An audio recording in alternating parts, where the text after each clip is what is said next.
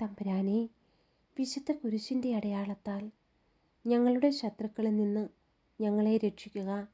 ഞങ്ങളുടെ തമ്പുരാനെ, പിതാവിൻ്റെയും പുത്രൻ്റെയും പരിശുദ്ധാത്മാവിൻ്റെയും നാമത്തിൽ ആമേൻ.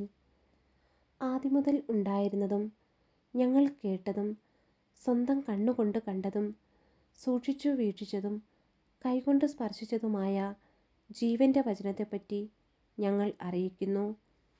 വിശുദ്ധ യോഹന്നാൻ എഴുതിയ 1-ാം ലേഖനം 1-ാമത്തെ അധ്യായം 1-ാം തിരുവചനമാണ് നാം വായിച്ചു കേട്ടത്. തോബിത്തിൻ്റെ പുസ്തകം ആമുഖം വായന. BC 721 നിനവയിലേക്ക് നാട് കടത്തപ്പെട്ട യഹൂദരിൽ നഫ്താലി ഗോത്രത്തിൽപ്പെട്ട ഒരു വ്യക്തിയാണ് തോബിത്ത്. വിശ്വാസത്തിൻ്റെയും സുഹൃത ജീവിതത്തിൻ്റെയും മാതൃകയായിട്ടാണ് തോബിത്തിനെ അവതരിപ്പിക്കുന്നത്. കുടുംബജീവിതത്തെക്കുറിച്ചും ദാമ്പത്യ വിശുദ്ധിയെക്കുറിച്ചും പല ധാർമ്മിക ഉപദേശങ്ങളും നൽകുന്നതിന് ഗ്രന്ഥകാരന് കഴിഞ്ഞിട്ടുണ്ട്. അതോടൊപ്പം ദരിദ്രരോടും മരിച്ചവരോടും കാരുണ്യം കാണിക്കുന്നവരെ ദൈവം ക്ലേശകാലങ്ങളിൽ അനുസ്മരിക്കുകയും അവർക്ക് പ്രതിഫലം നൽകുകയും ചെയ്യുമെന്ന് തോബിത്തിൽ വ്യക്തമായി കാണാം. ദൈവഭക്തനും നിയമം പാലിക്കുന്നവനും ഉദാരമതിയുമായ തോബിത്തിന് തിക്തമായ അനുഭവങ്ങളാണ് പ്രതിഫലം. പരസ്നേഹ പ്രവൃത്തികളിൽ വ്യാപൃതനായ അദ്ദേഹം അന്ധനായിത്തീർന്നു. ജീവിതം തന്നെ കയ്പ് നിറഞ്ഞതായി തീർന്നു. യക്ബത്താനായി മറ്റൊരു ദയനീയാവസ്ഥ. തോബിത്തിൻ്റെ ബന്ധുവായ റഗുബേലിൻ്റെ പുത്രി സാറ 7 പ്രാവശ്യം വിവാഹിതയായി. എന്നാൽ വിവാഹ ദിവസം തന്നെ ഭർത്താക്കന്മാർ 7 പേരും പിശാചിനാൽ വധിക്കപ്പെട്ടു. തോബിത്തും സാറായും മരിക്കുവാൻ ആഗ്രഹിക്കുന്നു. എന്നാൽ ദീർഘമായ പരീക്ഷണങ്ങൾക്ക് ശേഷം ദൈവം തൻ്റെ വിശ്വസ്ത ദാസർക്ക് നൽകുന്ന സംരക്ഷണം അവർക്ക് അനുഭവപ്പെടുന്നു. തോബിത്തിൻ്റെ മകൻ തോബിയാസും സാറായും വിവാഹിതരാകുന്നു. ദാമ്പത്യ ജീവിതം പരിശുദ്ധമായി ആചരിച്ച അവർ പിശാചു ഭീഷണിയെ അതിജീവിക്കുന്നു. തോബിത്തിൻ്റെ അന്ധത നീങ്ങുന്നു. റഫായേൽ ദൂതൻ വഴിയാണ് ദൈവം ഇക്കാര്യങ്ങൾ നിർവഹിച്ചത്. ധാർമ്മികതയിൽ പുതിയ നിയമത്തോട് വളരെ അടുത്ത് നിൽക്കുന്ന ഒരു ഗ്രന്ഥമാണ് തോബിത്ത്. ഏതെങ്കിലും ചരിത്ര സംഭവത്തെ ആസ്പദമാക്കി പ്രബോധന ലക്ഷ്യത്തോടെ സ്വതന്ത്രമായി രചിച്ചിട്ടുള്ളതാണിത്. അരമായ ഭാഷയിൽ എഴുതപ്പെട്ട ഈ ഗ്രന്ഥത്തിൻ്റെ മൂലരേഖകൾ നഷ്ടപ്പെട്ടു. ഗ്രീക്ക് വിവർത്തനമാണ് നിലവിലുള്ളത്. തോബിത്തിൻ്റെ പുസ്തകം 1-ാം അധ്യായം. തോബിത്തിൻ്റെ ക്ലേശങ്ങൾ. നഫ്താലി ഗോത്രജനായ തോബിത്തിൻ്റെ ചരിത്രം. തോബിത്ത് തോബിയലിൻ്റെയും തോബിയൽ അനനിയേലിൻ്റെയും അനനിയേൽ അദ്ബേലിൻ്റെയും അദ്ബേൽ അസിയേലിൻ്റെ പിൻഗാമികളിൽപ്പെട്ട ഗബായേലിൻ്റെയും പുത്രന്മാരാണ്. തോബിത്ത് അസീറിയ രാജാവായ ഷൽമനേസറിൻ്റെ കാലത്ത് ഗലീലിയിലെ കേദേശ് നഫ്താലിക്ക് തെക്ക് ആഷേറിന് മുകൾ ഭാഗത്ത് സ്ഥിതി ചെയ്യുന്ന തിഷ്ബയിൽ നിന്ന് തടവുകാരനായി പിടിക്കപ്പെട്ടു. ഞാൻ തോബിത്ത് ജീവിതകാലം അത്രയും സത്യത്തിൻ്റെയും നീതിയുടെയും മാർഗത്തിലാണ് ചരിച്ചത്. അസീറിയയിലെ നിനവയിലേക്ക് എന്നോട് കൂടെ പോന്ന സ്വദേശരായ സഹോദരർക്ക് ഞാൻ നിരവധി ഉപകാരങ്ങൾ ചെയ്തിട്ടുണ്ട്. സ്വദേശമായ ഇസ്രയേലിൽ ഞാൻ താമസിച്ചിരുന്ന ചെറുപ്പകാലത്ത് തന്നെ എൻ്റെ പൂർവ്വപിതാവായ നഫ്താലിയുടെ ഗോത്രം മുഴുവൻ ജെറുസലേം ഭവനത്തെ പരിത്യജിച്ചു. ഇസ്രയേലിലെ എല്ലാ ഗോത്രങ്ങളിൽ നിന്ന് തിരഞ്ഞെടുക്കപ്പെട്ടത് ജെറുസലേമാണല്ലോ. സകല ഗോത്രങ്ങളും ബലിയർപ്പിക്കേണ്ടത് അവിടെയാണ്.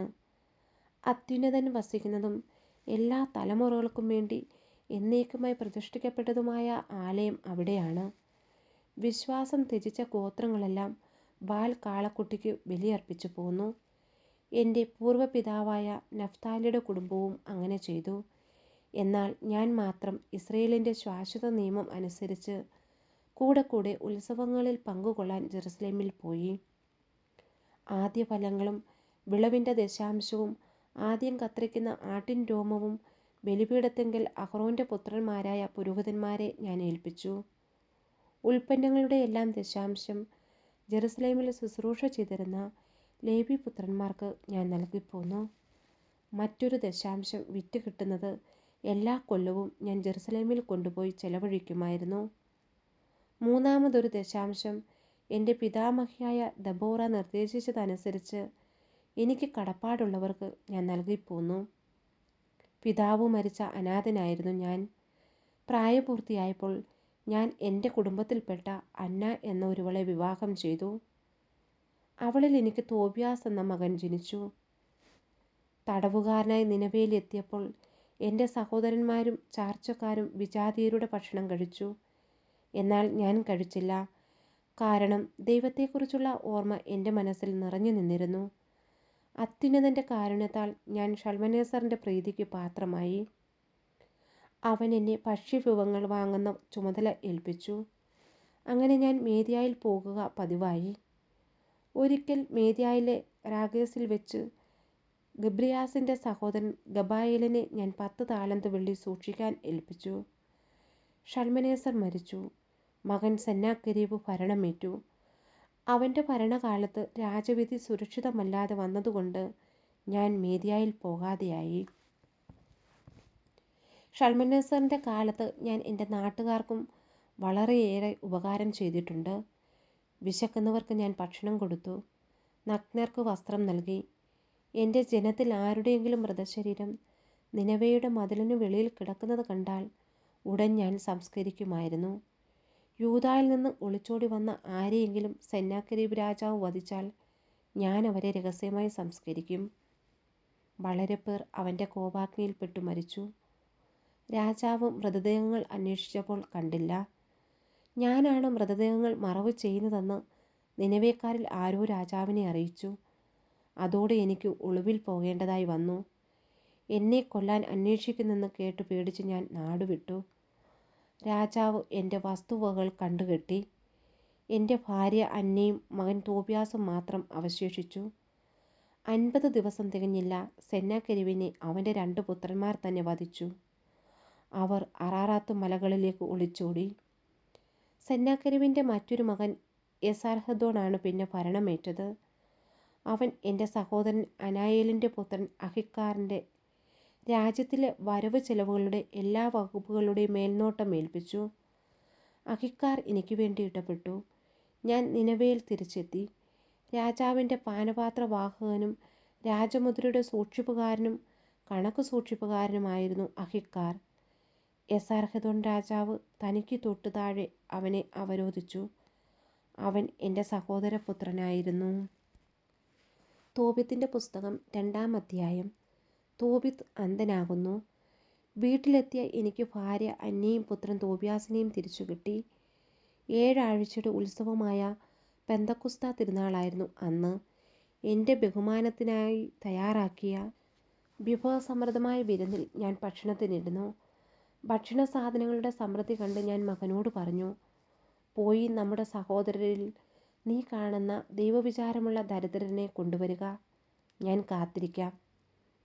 അവൻ പോയി വന്നിട്ട് പറഞ്ഞു, പിതാവേ, നമ്മുടെ ജനത്തിൽ ഒരാളെ ആരോ കഴുത്ത് ഞെരിച്ചു കൊന്ന് ഇതാ ചന്തസ്ഥലത്ത് തള്ളിയിരിക്കുന്നു. ഭക്ഷണം തൊട്ടു നോക്കുക പോലും ചെയ്യാതെ ഞാൻ അങ്ങോട്ടോടി. സൂര്യാസ്തമയം വരെ ശവശരീരം ഒരു സ്ഥലത്ത് ഭദ്രമായി സൂക്ഷിച്ചു. ഞാൻ തിരിച്ചു വന്ന് കുളിച്ച് അതീവ ദുഃഖത്തോടെ ആഹാരം കഴിച്ചു. ആമോസ് പ്രവാചകൻ്റെ വാക്കുകൾ ഓർമ്മയിൽ വന്നു. നിങ്ങളുടെ ഉത്സവങ്ങൾ ദുഃഖമയമായും നിങ്ങളുടെ ആനന്ദത്തിമിർപ്പുകൾ വിലാപമായി മാറും. ഞാൻ കരഞ്ഞു. സൂര്യാസ്തമയത്തിനു ശേഷം ഞാൻ ചെന്ന് കുഴി കുഴിച്ച് മൃതദേഹം സംസ്കരിച്ചു. അയൽക്കാർ എന്നെ പരിഹസിച്ചു പറഞ്ഞു, ഈ പ്രവൃത്തി വധശിക്ഷയ്ക്ക് കാരണമാകുന്നുവെന്ന് അവന് ഭയമില്ലല്ലോ. ഒരിക്കൽ നാട് വിട്ടോടിയവനാണ്, എന്നിട്ടും ഇതാ പഴയപടി മരിച്ചവരെ സംസ്കരിക്കുന്നു. ശവസംസ്കാരം കഴിഞ്ഞ് രാത്രി തന്നെ ഞാൻ വീട്ടിലേക്ക് മടങ്ങി. അശുദ്ധനായിരുന്നതുകൊണ്ട് ഞാൻ അങ്കണത്തിൻ്റെ മതിലിനോട് ചേർന്ന് കിടന്നുറങ്ങി. മുഖം മൂടിയിരുന്നില്ല. എൻ്റെ പുറകിൽ മതിലിന്മേൽ കുരുവികൾ ഇരിക്കുന്നുണ്ടായിരുന്നു. അത് ഞാൻ അറിഞ്ഞില്ല. അന്ന് രാത്രി കുരുവികളുടെ ചുടുകാഷ്ണം ഇരു കണ്ണുകളിലും വീണ് വെളുത്ത പടലങ്ങൾ ഉണ്ടായി. പല വൈദ്യന്മാരെയും സമീപിച്ചെങ്കിലും ആർക്കും സുഖപ്പെടുത്താൻ കഴിഞ്ഞില്ല. എലിമായസിലേക്ക് സ്ഥലം മാറിപ്പോകുന്നതുവരെ അഹിക്കാർ എന്നെ സംരക്ഷിച്ചു. ഉപജീവനത്തിനു വേണ്ടി എൻ്റെ ഭാര്യ അന്ന സ്ത്രീകൾക്ക് വശമായ തൊഴിൽ ചെയ്തു. സാധനങ്ങൾ ഉണ്ടാക്കി ഉടമസ്ഥന്മാർക്ക് കൊടുക്കുകയായിരുന്നു അവളുടെ പതിവ്. ഒരിക്കൽ അവൾക്ക് കൂലിക്ക് പുറമെ ഒരാട്ടിൻകുട്ടിയെ കൂടി അവർ കൊടുത്തു. അവൾ വീട്ടിൽ തിരിച്ചെത്തിയപ്പോൾ ആട്ടിൻകുട്ടിയുടെ കരച്ചിൽ കേട്ട് ഞാൻ ചോദിച്ചു, ഇതിനെ എവിടെ നിന്ന് കിട്ടി? കട്ടെടുത്തതല്ലേ? ഉടമസ്ഥനെ തിരിച്ചേൽപ്പിക്കുക. കട്ടെടുത്തത് ഭക്ഷിക്കുന്നത് ശരിയല്ല. കൂലിക്ക് പുറമെ സമ്മാനമായി തന്നതാണെന്ന് അവൾ പറഞ്ഞു. പക്ഷേ എനിക്ക് വിശ്വസിക്കാൻ കഴിഞ്ഞില്ല. ആട്ടിൻകുട്ടിയെ തിരിച്ചു കൊടുക്കണമെന്ന് ഞാൻ ശഠിച്ചു. അവളുടെ ഈ പ്രവൃത്തി ഞാൻ ലജ്ജിച്ചു. അവൾ ചോദിച്ചു, നിന്റെ ദാനധർമ്മങ്ങളും സൽപ്രവൃത്തികളും എവിടെ? എല്ലാം അറിയാമെന്നല്ലേ ഭാവം. തോബിത്തിൻ്റെ പുസ്തകം 3-ാം അധ്യായം. തോബിത്തിൻ്റെ പ്രാർത്ഥന. ഞാൻ ദുഃഖഭാരത്തോടെ കരഞ്ഞു. ഹൃദയവേദയോടെ ഞാൻ പ്രാർത്ഥിച്ചു. കർത്താവേ, അവിടുന്ന് നീതിമാനാണ്. അങ്ങയുടെ പ്രവൃത്തികളും അങ്ങയുടെ മാർഗങ്ങളും കാരുണ്യവും സത്യവും നിറഞ്ഞതാണ്. അങ്ങയുടെ വിധി എന്നും സത്യവും നീതിനിഷ്ഠവുമാണ്. എന്നെ ഓർക്കുകയും കാരുണ്യപൂർവ്വം കടാക്ഷിക്കുകയും ചെയ്യണമേ. എൻ്റെയും എൻ്റെ പിതാക്കന്മാരുടെയും പാപങ്ങൾക്കും ഞാൻ അറിയാതെ ചെയ്ത അപരാധങ്ങൾക്കും അങ്ങ് ശിക്ഷ നൽകരുതേ. അങ്ങയുടെ കൽപ്പനകൾ അവർ പാലിച്ചില്ല. അതിനാൽ അങ്ങ് ഞങ്ങളെ കവർച്ചയ്ക്കും അടിമത്തത്തിനും മരണത്തിനും ഏൽപ്പിച്ചു കൊടുത്തു. ഞങ്ങൾ ചിതറിപ്പാർത്ത ഇടങ്ങളിലെ ജനതകൾക്ക് ഞങ്ങൾ പരിഹാസത്തിൻ്റെ പര്യായമായി തീർന്നു.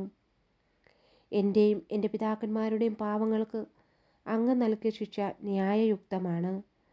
കാരണം ഞങ്ങൾ അങ്ങയുടെ കൽപ്പനകൾ പാലിച്ചില്ല. ഞങ്ങൾ അങ്ങയുടെ മുൻപിൽ സത്യസന്ധരായി വർത്തിച്ചുമില്ല. അങ്ങ് ഇഷ്ടാനുസരണം എന്നോട് പ്രവർത്തിക്കുക. എൻ്റെ ജീവൻ തിരിച്ചെടുത്തു കൊള്ളുക. ഞാൻ മരിച്ചു മണ്ണായി തീർന്നു കൊള്ളട്ടെ. ജീവിക്കുന്നതിനേക്കാൾ ഭേദം മരിക്കുകയാണ്. മിഥ്യാപവാദങ്ങൾക്ക് ഞാൻ ഇരയായിരിക്കുന്നു. എൻ്റെ ഹൃദയവേദ ദുസ്സഹമാണ്. ഈ ദുഃഖത്തിൽ നിന്ന് മുക്തി നേടി ശാശ്വത ഭവനത്തിലേക്ക് പോകാൻ അങ്ങ് കൽപ്പിച്ചാലും അങ്ങ് എന്നിൽ നിന്ന് മുഖം തിരിക്കരുത്. സാറ. അന്ന് തന്നെ മറ്റൊരു സംഭവമുണ്ടായി. മേദിയായിലെ എഗ്ബത്താനായി റെഗുബേലിൻ്റെ മകൾ സാറായെ അവളുടെ പിതാവിൻ്റെ പരിചാരകന്മാർ അധിക്ഷേപിച്ചു. 7 പ്രാവശ്യം വിവാഹം ചെയ്തതാണവൾ. എന്നാൽ അവളെ പ്രാപിക്കുന്നതിന് മുൻപ് ഓരോ ഭർത്താവും അസ്മോദേവോസ് എന്ന ദുഷ്ടപിശാചിനാൽ വധിക്കപ്പെട്ടിരുന്നു.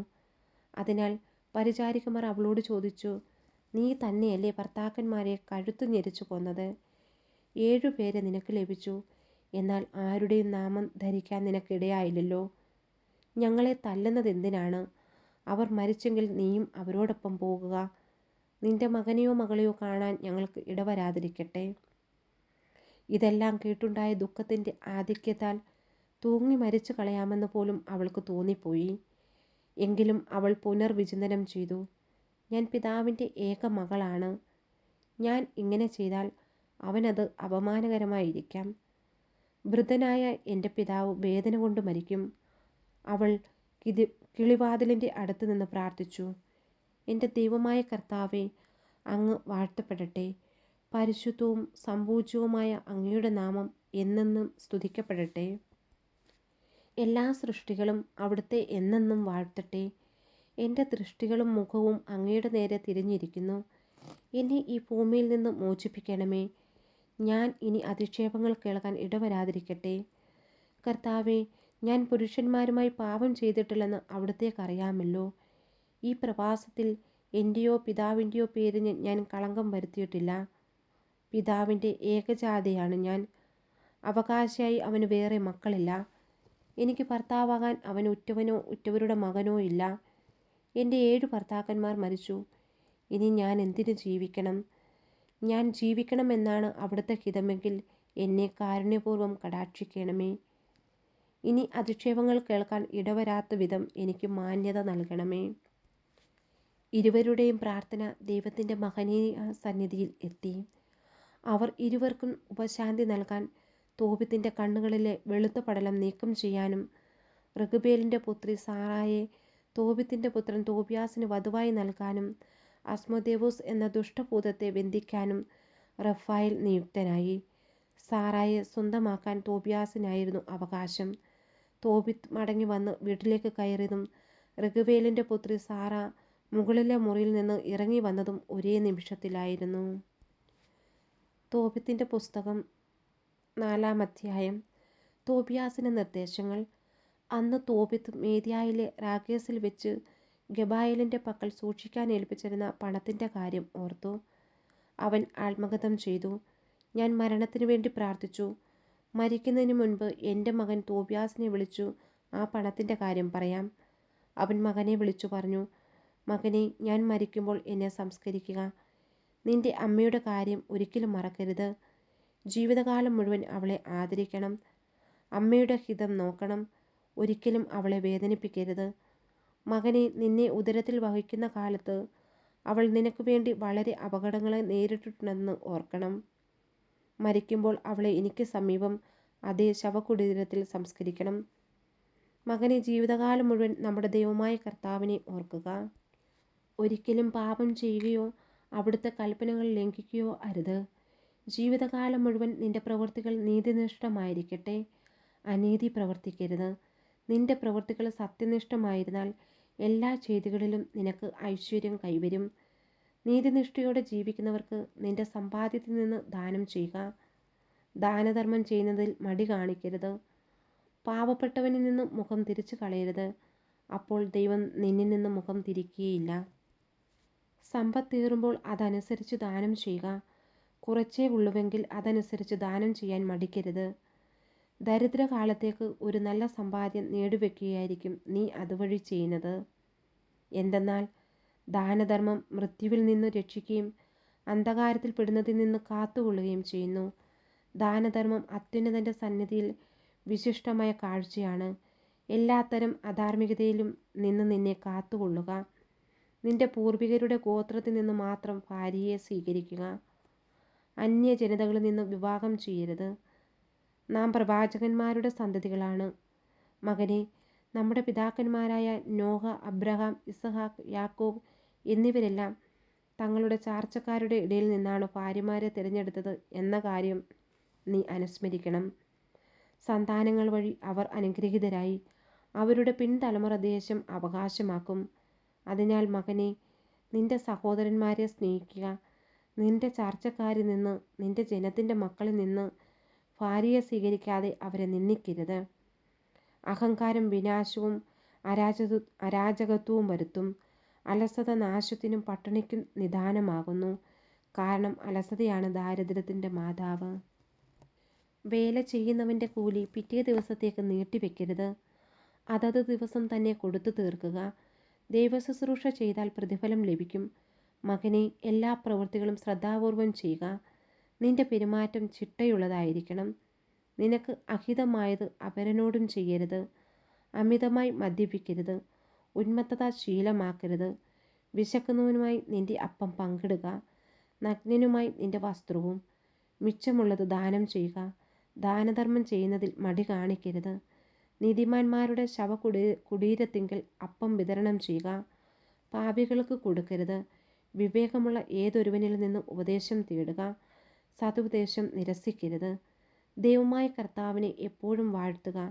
നിന്റെ പാതകൾ നേരെയാകാനും നീ നനയ്ക്കുന്ന കാര്യങ്ങൾ ശുഭമായി ഭവിക്കാനും അവിടുത്തോട് പ്രാർത്ഥിക്കുക. ജനതകൾക്ക് ജ്ഞാനം നൽകപ്പെട്ടിട്ടില്ല. കർത്താവാണ് എല്ലാ നന്മയും നൽകുന്നത്. അവിടുന്ന് എളിമപ്പെടുത്തണമെന്ന് വിചാരിക്കുന്നവനെ അങ്ങനെ ചെയ്യുന്നു. അതിനാൽ മകനെ, എൻ്റെ കൽപ്പനകൾ അനുസരിക്കുക. അവ നിന്റെ മനസ്സിൽ നിന്ന് മാഞ്ഞു പോകാൻ അനുവദിക്കരുത്. മേദിയായിലെ റാഗേസിൽ ഗബ്രിയാസിൻ്റെ പുത്രൻ ഗബായലിൻ്റെ പക്കൽ ഞാൻ 10 താലന്ത് വെള്ളി ഏൽപ്പിച്ച കാര്യം പറയട്ടെ. മകനെ, നമ്മൾ ദരിദ്രരായി തീർന്നതിൽ നിനക്ക് ആദി വേണ്ട. നിനക്ക് ദൈവത്തോട് ഭക്തി ഉണ്ടായിരിക്കുകയും നീ പാപത്തിൽ നിന്ന് ഒഴിഞ്ഞു നിൽക്കുകയും അവിടുത്തേക്ക് പ്രീതികരമായത് അനുഷ്ഠിക്കുകയും ചെയ്താൽ നിനക്ക് വലിയ സമ്പത്ത് കൈവരും. പിതാവിനും പുത്രനും പരിശുദ്ധാത്മാവിനും സ്തുതി. ആദിയിലെ പോലെ ഇപ്പോഴും എപ്പോഴും എന്നേക്കും ആമേൻ. സ്വർഗസ്ഥനായ ഞങ്ങളുടെ പിതാവേ, അങ്ങയുടെ നാമം പൂജിതമാണമേ. അങ്ങയുടെ രാജ്യം വരണമേ. അങ്ങയുടെ തിരുമനസ്സ് സ്വർഗത്തിലെ പോലെ ഭൂമിയിലുമാകണമേ. അന്നു വേണ്ടുന്ന ആഹാരം ഇനി ഞങ്ങൾക്ക് തരണമേ. ഞങ്ങളോട് തെറ്റ് ചെയ്യുന്നവരോട് ഞങ്ങൾ ക്ഷമിച്ചിരിക്കുന്നത് പോലെ ഞങ്ങളുടെ തെറ്റുകൾ ഞങ്ങളോട് ക്ഷമിക്കണമേ. ഞങ്ങൾ പ്രലോഭനത്തിൽ വീഴാനിടയാകരുതേ. ദുഷ്ടാരൂപിയിൽ നിന്ന് ഞങ്ങളെ രക്ഷിച്ചു കൊള്ളണമേ. നന്മ നിറഞ്ഞ മറിയമേ സ്വസ്തി, കർത്താവ് അങ്ങയുടെ കൂടെ സ്ത്രീകളിൽ അങ്ങ് അനുഗ്രഹിക്കപ്പെട്ടവളാവുന്നു. അങ്ങയുടെ ഉദരത്തിൻ ഫലമായി ഈശോ അനുഗ്രഹിക്കപ്പെട്ടവനാവുന്നു. പരിശുദ്ധ മറിയമേ, തമ്പുരാൻ്റെ അമ്മേ, പാപികളായ ഞങ്ങൾക്ക് വേണ്ടി ഇപ്പോഴും ഞങ്ങളുടെ മരണസമയത്തും തമ്പുരാനോട് അപേക്ഷിച്ചു കൊള്ളണമേ. ആമേൻ.